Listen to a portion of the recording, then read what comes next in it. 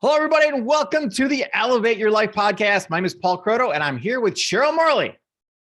Hello, friends. It is exciting to be with you once again. Absolutely. Love doing these podcasts with you, Cheryl. And we're doing 86 today. So we're moving right on up.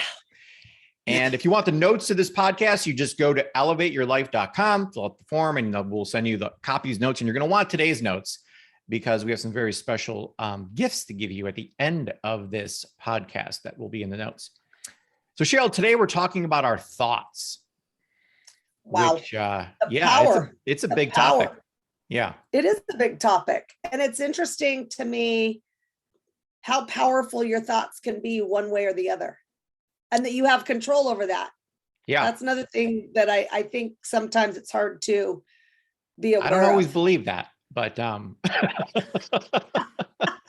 it's difficult. It's really difficult. We'll talk about that in a little bit. Cheryl and I were talking right before this podcast about there's thoughts, but then there's positive thoughts.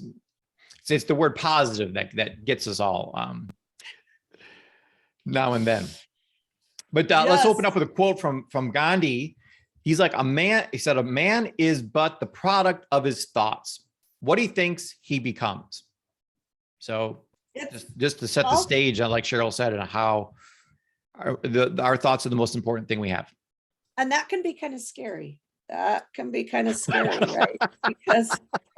if you get on that hamster wheel and you're going and your thoughts aren't good, what do you do to change it? How do you change it? And I'm excited to talk today and give you guys like some ideas on how you can do that and the things that you can do to really become aware, first of all, and then change your thoughts so that you can have more positive thoughts than negative thoughts. Yes.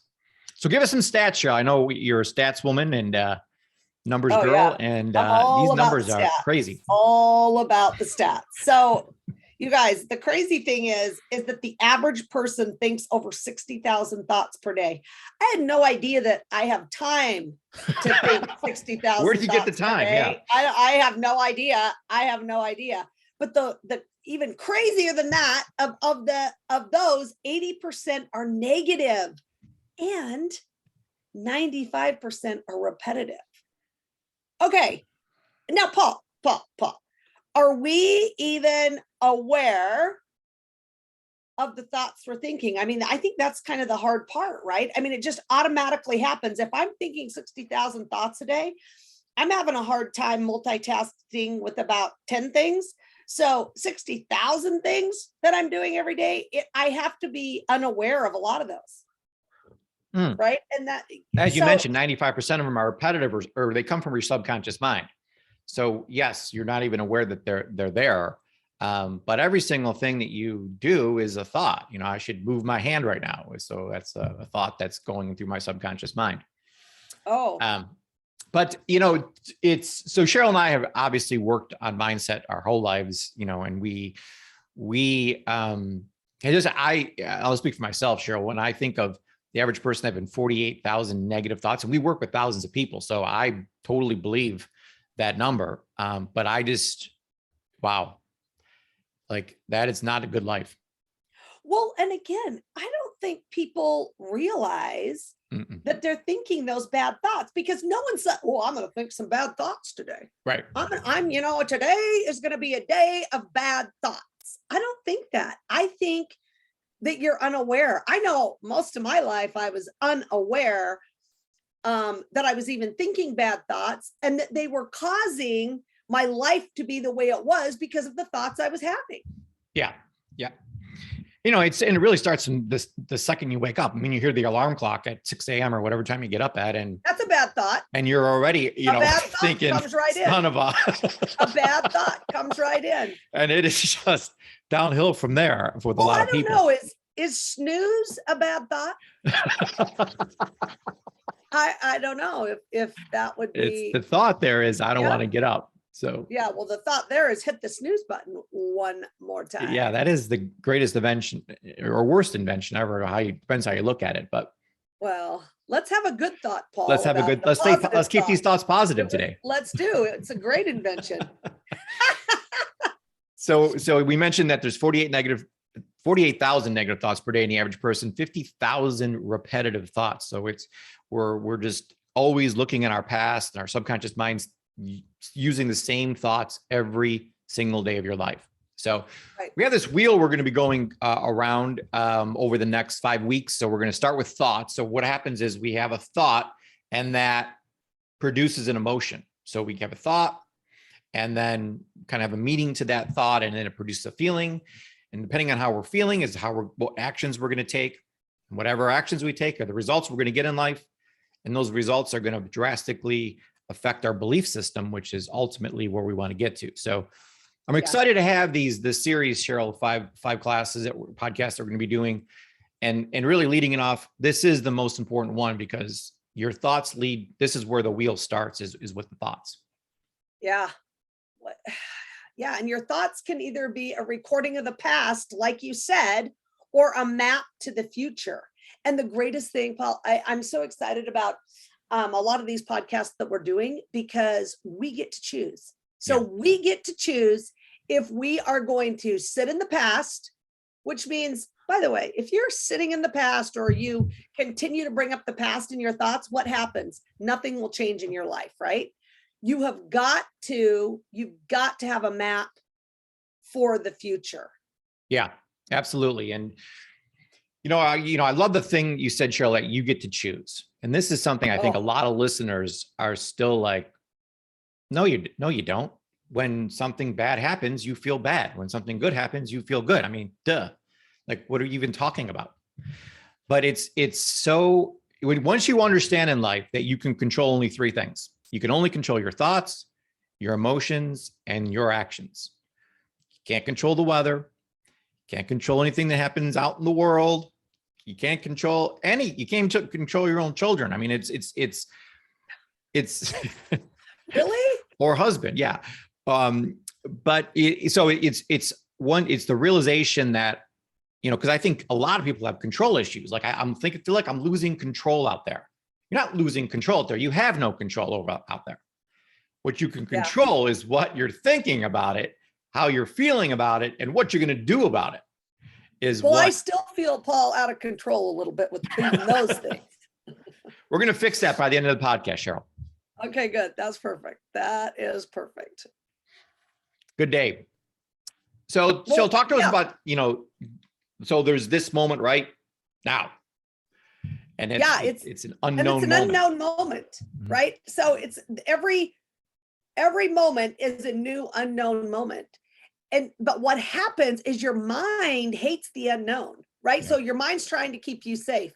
It hates the unknown. So it looks for either some record of the past to reenact that thought, right? Some record of the past, or it looks for a map of the future that you've created, right?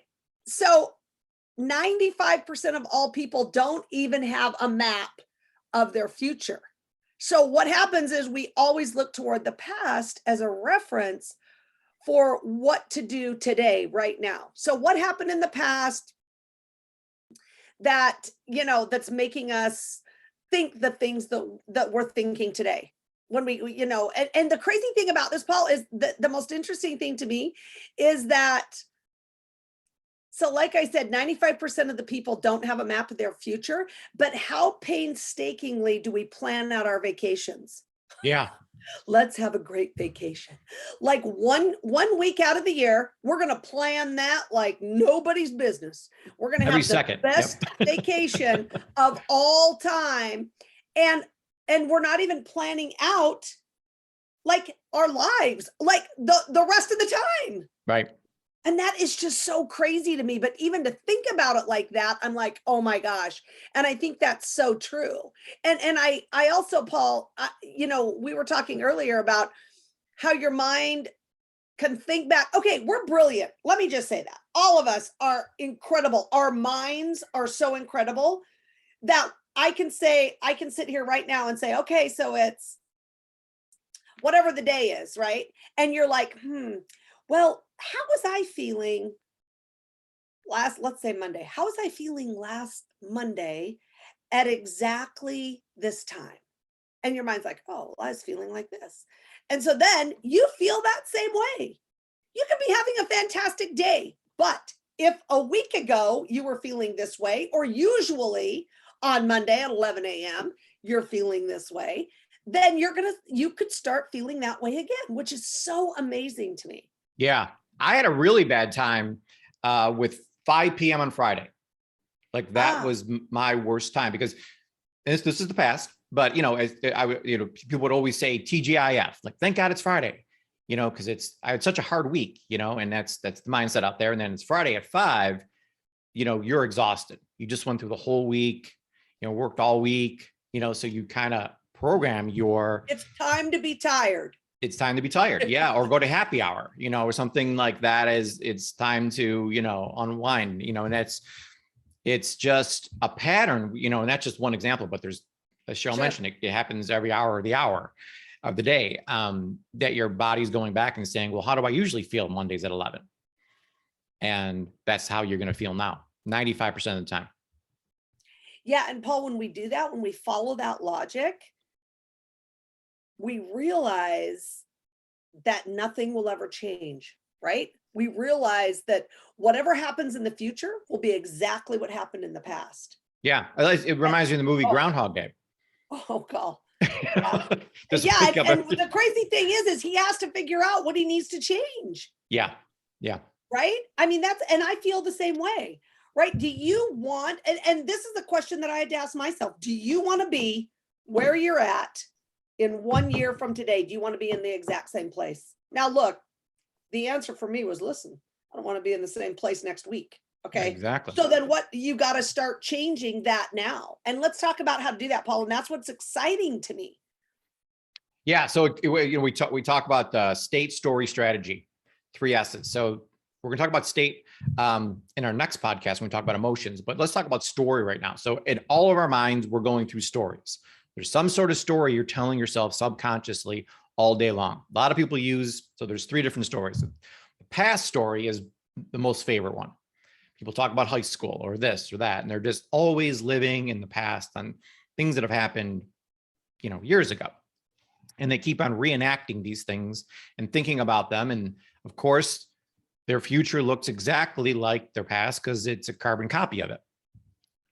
And then there's the present story. So some people push the past away and be like, okay, where's my paycheck at now? Where's my relationships at now? Where's my spiritual life at now?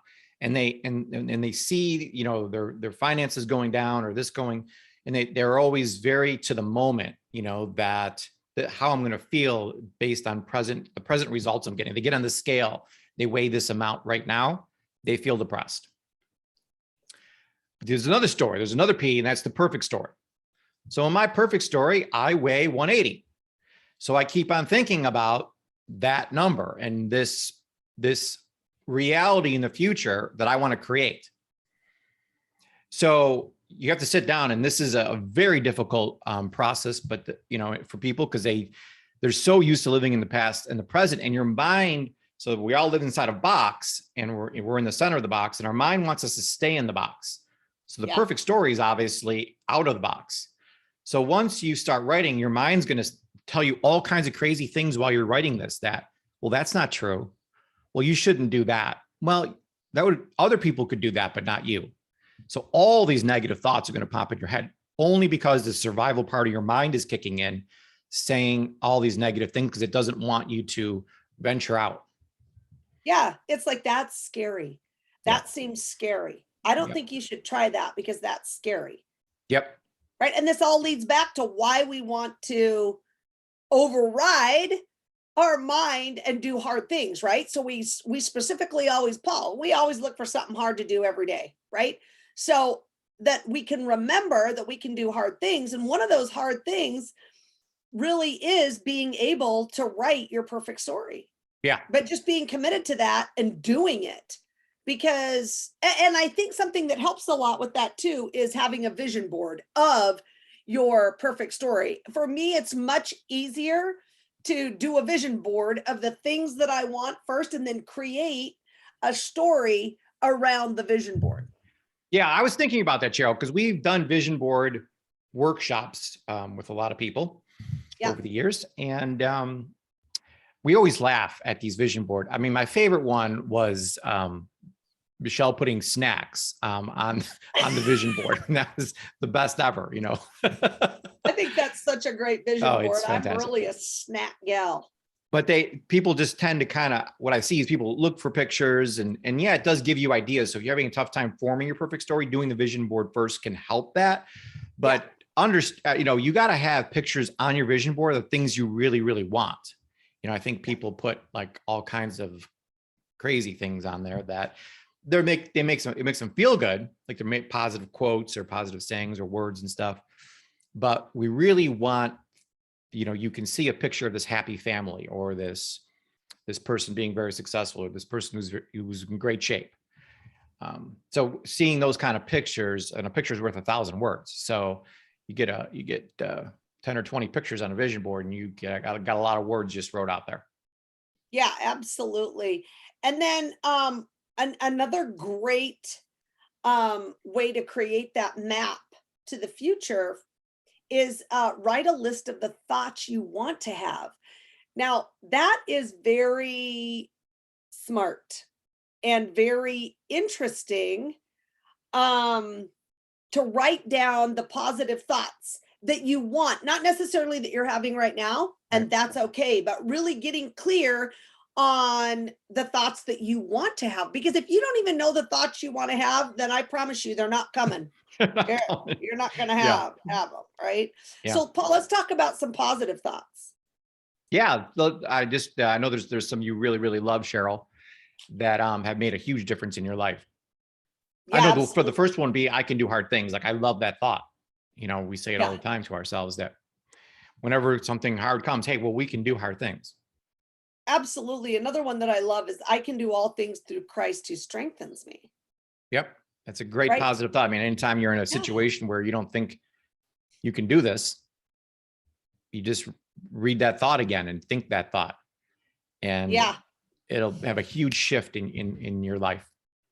Yeah. Another one is and this is, I think this one is essential for all of us. And that's just that I have unstoppable confidence, right? I have the confidence to do whatever it is I need to do.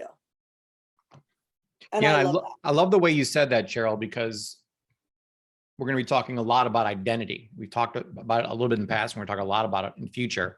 So really what you're saying to us, Cheryl, is that that's just who you are. Right.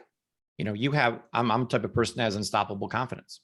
Yep. And we get to determine our identity. And so that's really creating your identity by saying it that way. So I love that one. What are some other great thoughts you have, Cheryl? So everything is figure outable. I like that one. I hope no one asked me to put a rocket ship together because I'm not sure if I'll be able to. We'll figure it out, Cheryl. But let me tell you, I can figure out who to call, right? To get well, it done. That's part of it, sure. Well, that is part of it. And then I am determined to achieve the results I desire in my life. Mm-hmm.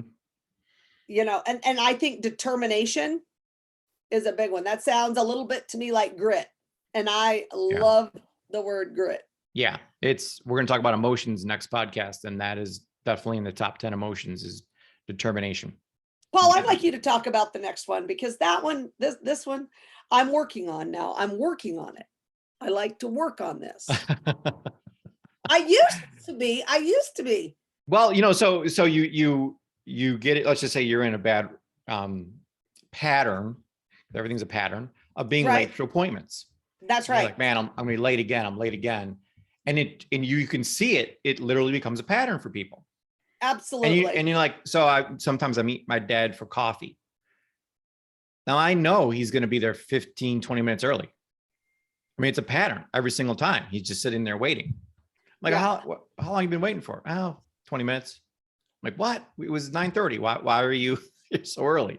But you see people can get a pattern being early or people can get a pattern being late. So it's having that thought that I'm always on time for all of my appointments. It's just who I am. I think I'm on time, but then somebody else with their badness is making me late. Yeah. Like people driving. Yeah. That's a problem.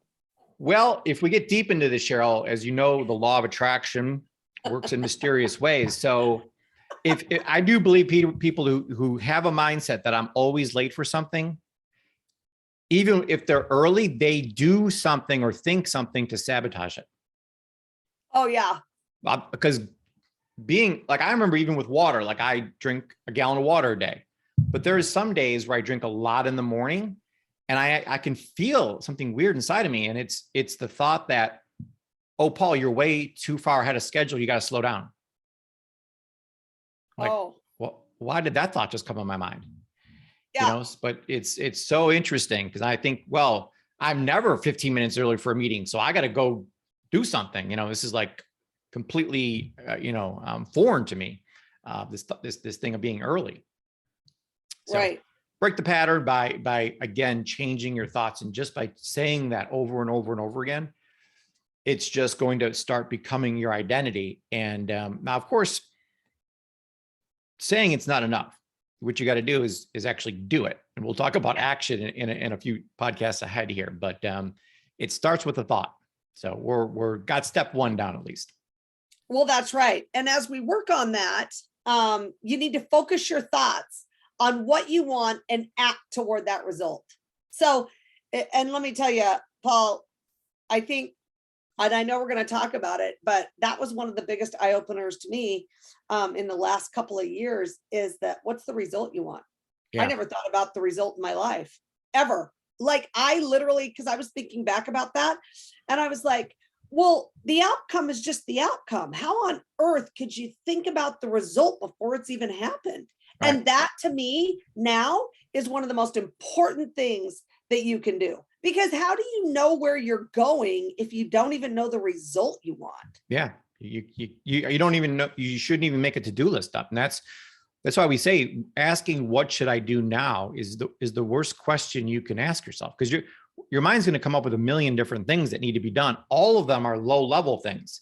Your mind's never going to come up with the big rocks that are going to, write the book, do this, do that, the hard things. It's always going to come up with, oh, I got to go put my sneakers back in the other room or something, something super small. I've got to watch another episode of Yellowstone. That's right. That's right. So, I mean, I'm doing Billions now, by the way, Cheryl. Have you watched Billions yet? Oh yeah, I have. It's the best show ever, in my opinion there. That being said, again, it gets me thinking about being a billionaire. So that's it's a good thought to have. Well, there you go, Paul. And I guess that is the result that you want. I am changing my name to Bobby. Yeah, I've decided that. Yeah, I love that, because as we ask the result that we want to ourselves, like, what is the result I want? It'll redirect our thoughts, emotions, and actions in the right direction. Right. Yeah. And we've got to get headed in the right direction. I mean, that's like step one here. And that's why we're talking about the thoughts. And to do that, Paul, what we need to do is elevate, right? Every part of our life. Yeah. So my favorite saying to say, or thought to have, is my life is better today than it was yesterday, but not as good as it's going to be tomorrow. Yeah. I mean, you say that a couple times a day. And what I really love doing, Cheryl, with that is I actually write that out on my tablet, 3 times in the morning. And it's becoming who I am. Like, I truly believe that my life is better today than it was yesterday, for sure. But I always want to keep that feeling of hope for the future, because we're going to talk about feelings next week. And the feeling of hope is essential. Once you lose that, you're finished. Well, and let me tell you, that might be one of my favorite words, Paul. It's mandatory. If you don't have that, you're sunk. Yeah. And how do we do that? Like, how do we have that feeling of hope and have that feeling that we're better today, that today will be better today than yesterday, but not as good to tomorrow? And we do that by elevating the different areas of our lives. Yeah. Well, we ask good questions. That's really the key to it. Because, we can, the best way to ignite your thoughts is to ask a question. So like asking yourself, what can I do today to elevate the relationships with my children? Yeah. If you ask that question, what kind of thoughts is that going to lead to? Yeah. I mean, Well, good ones. and I want to talk just for 1 second here, Paul, because we're going to go through a couple of things that we can do to elevate, or a couple of areas that we need to elevate, right? There's a few of them. And I want to be really careful and just bring to your attention, don't feel overwhelmed about this. It could be something super small. Oh, it has to be something so small. Yeah. Right. So really something small in each of these areas though. And I think by doing that and like maybe even writing down in the morning what you're going to do to get better in these different areas. And just look, I want to say it again. It's got to be simple, because a lot of times when I feel like it's like, oh my gosh, it's so overwhelming. I've got to do my relationship and my mind and my body and my spiritual life. And it's all so much, and help. But if we can just write down one really small thing, like maybe I was thinking for the spiritual life, maybe you can just read a daily scripture, or even just a mantra. I can do all things through Christ who strengthened me. Something a little different than you've been doing, but something that will elevate that part of your life. Yeah. And Jill, you put it so well. It's just the 1% that we're looking for. I mean, Yeah. Me, I'm a big hugger. So just holding a hug for, like, let's say you hug your children or husband or whatever. Yeah. You hold it for an extra second or two. Yeah. I mean, that's what we're talking, how small of an adjustment we're making that goes so far. How about a hug? Or how about a hug? That hug, would be would be a good first step. Yeah.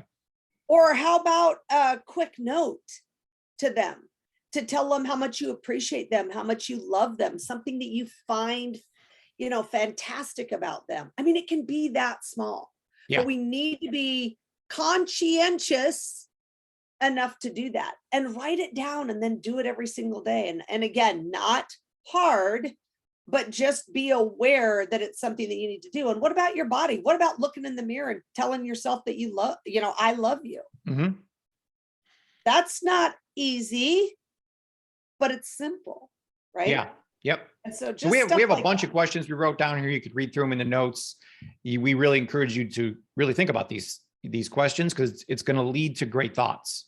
When you start asking, what can I do today to elevate my body? Well, I can come up with 100 things. Yeah. But if I didn't ask that question, I would just go, eat a bag of Doritos or something. I mean, it would just, you got to ignite the thought pattern by asking a good question. When I ask a good question like that, I'm heading the right direction. As long as I'm heading in the right direction, I'm in good shape. And, but Paul, I'm thinking maybe you can eat 5 Doritos instead of the whole bag. I know you're always looking for balance there, Cheryl. 1% better. 1% better.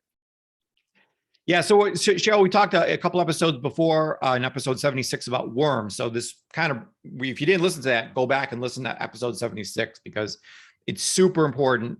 And direct, so the reason we're mentioning it now is because it directly relates to what our thoughts. Yeah, it does. And so worms. So witness your thoughts. You guys, I love the word aware. Yeah. Witness is becoming aware of your thoughts. And when you have bad thoughts, you have got to interrupt them. And that's not always easy, but how do you, once I get going, I'm like, wow, how do you, snap yourself out of it? Like, stop. So you've got to interrupt them in some way. Yeah. And after you interrupt them, go ahead, Paul. This was super difficult for me, but what I came up with a trick that I use now. And it's not witness your thoughts, it's witness, I'm very aware of my actions right now. So I go backwards and say, okay, well, how am I feeling? What are the feelings I'm having right now? And then I can trace up to what thought caused this whole thing to happen. So it's sometimes it's very difficult to be aware of our thoughts, because again, there's 60,000 of them. So they're happening, every second. So it's but you can really tell where your thoughts are by watching your actions. Like the biggest thing I'm helping people with right now is procrastination. I'm not, and we've talked about this before, like the cold plunge, like I haven't quite got my mind up to doing that yet. I'm working on it, give me another hour. No, we still do it, but it's just, realizing that I'm procrastinating right now, there's some sort of emotion that's causing that procrastination. I'm worried about that. I really don't want to do that. And then there's some kind of thought that's causing the emotion. So I can backwards design it and figure out what's the thought that's triggering this whole thing. That's super important. And then we need to interrupt it. We've got to interrupt that thought. Right. And then we need to redirect our thoughts back to what you really want. Super important. Look at your And like vision. you said, Cheryl, the key to that is knowing what you really want. Well, by having the vision board and essential. having, you know, well, yeah, and having your perfect story, because that's really what it is. Right. And then by using those mantras that we gave you, the different thoughts that you really want to feel, you could use those as mantras. Yeah, so we want to leave you with, you know, you can think 60,000 positive thoughts a day. We want you to be aware that that is possible. Now, you know, I'm sure there's thoughts that go even through my mind, because I'm playing, as everyone knows, I'm learning how to play golf now. There's some days where I have a lot of positive thoughts going through my mind. And then there's days like yesterday that I had a few negative thoughts pop up, you know, and I know you have the same thing, Cheryl, playing tennis. They still pop up.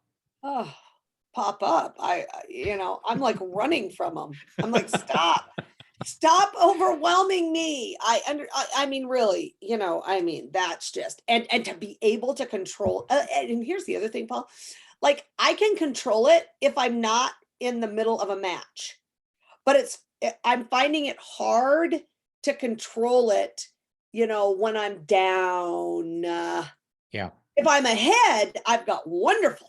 But when I'm down, these guys, watching like the French Open and stuff, and just the different tennis tournaments, it's fascinating to me to think the minds of steel, right? I mean, it's so amazing, because the minute you get those bad thoughts starting, that's it. I mean, you're over, you're done. Like really, you can't even perform like you have to perform to win.